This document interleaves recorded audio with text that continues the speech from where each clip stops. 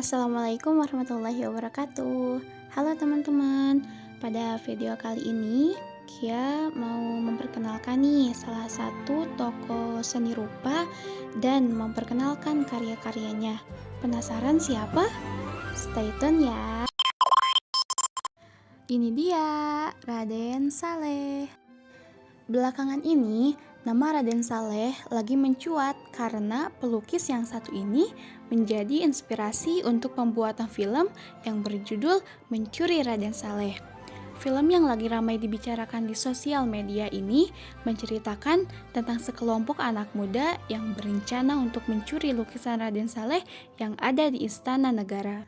Tapi tenang ya, kita nggak akan bahas tentang filmnya kok. Tetapi kita akan bahas tentang sosok Raden Saleh dan bagaimana riwayat hidupnya hingga akhir hayat. Kemudian akan dikenalkan dengan beberapa karya lukisan terbaik yang telah dibuat oleh beliau, di mana salah satunya adalah lukisan yang dicuri oleh Piko dan kawan-kawan di film Mencuri Raden Saleh. Penasaran dengan biografi dan kisah dari pelukis satu ini? Stay tune ya! Raden Saleh Syarif Bustaman atau yang lebih dikenal dengan Raden Saleh lahir di dekat Semarang, tepatnya di Terboyo pada tahun 1811. Raden Saleh lahir dari keluarga keturunan Jawa dan Arab.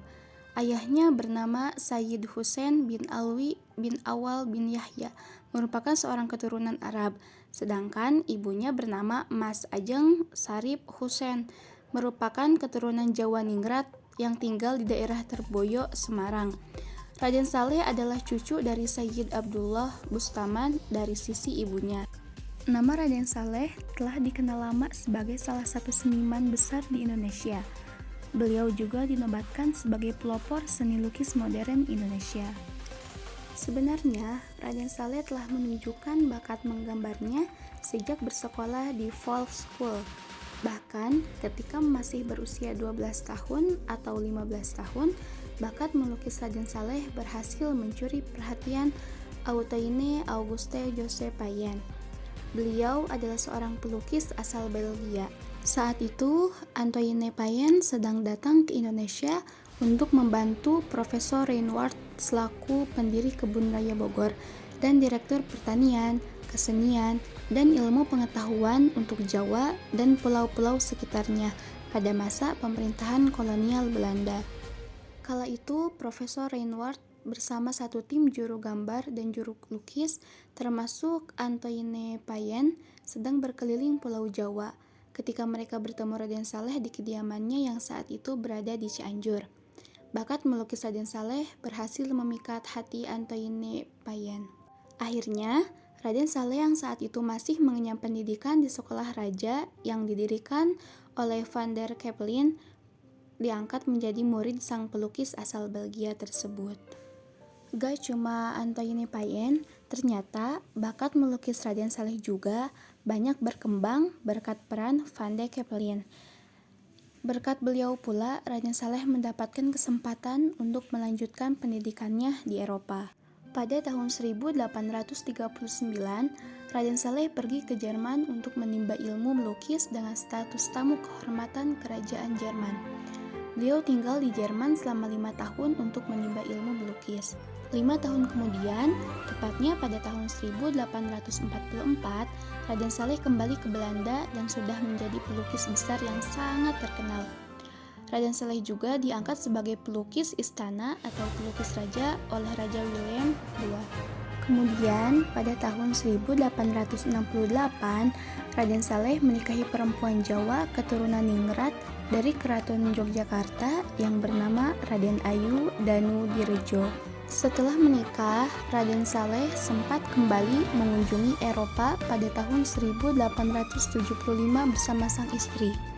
Beliau juga sempat mengunjungi Italia sebelum akhirnya kembali ke Jawa pada tahun 1878. 2 tahun setelah kembali ke Jawa, tepatnya pada 23 April 1880, Raden Saleh meninggal dunia. Menurut pemeriksaan dokter, penyebab kematiannya adalah terhambatnya aliran darah karena pengendapan yang terjadi di dekat jantungnya. Jasad Raden Saleh dikebumikan di TPI Bondongan, Bogor, Jawa Barat. Nah, teman-teman, itu sedikit kilasan tentang biografi Raden Saleh. Untuk karya beliau yang pertama yaitu ada lukisan Perburuan Banteng. Lukisan ini merupakan salah satu karya Raden Saleh yang paling terkenal. Lukisan ini bertema perburuan yang memperlihatkan konflik antara manusia dan hewan liar yang dramatis. Lukisan ini diberi seharga 7,2 miliar euro atau sekitar 8,8 miliar dolar US dollar. Ini merupakan pesanan dari seorang pedagang gula dan kopi di abad ke-19 yang bernama Jules Stainless Sigis Caesar. Yang selanjutnya ada lukisan Antara Hidup dan Mati. Sesuai judul, lukisan termuda Raden Saleh ini memperlihatkan seseorang dengan kudanya yang berusaha melawan terkaman singa. Melalui karyanya yang satu ini, Raden Saleh seolah ingin menunjukkan perjuangan hidup dan mati. Dan yang ketiga ada lukisan Penangkapan Pangeran Diponegoro. Lukisan yang menunjukkan penangkapan Pangeran Diponegoro ini dibuat pada tahun 1857. Ini merupakan salah satu lukisan yang paling ramai dibicarakan dan menjadi pemantik diskusi mengenai sikap politik Raden Saleh dan apakah karya ini menyampaikan pesan anti kolonial.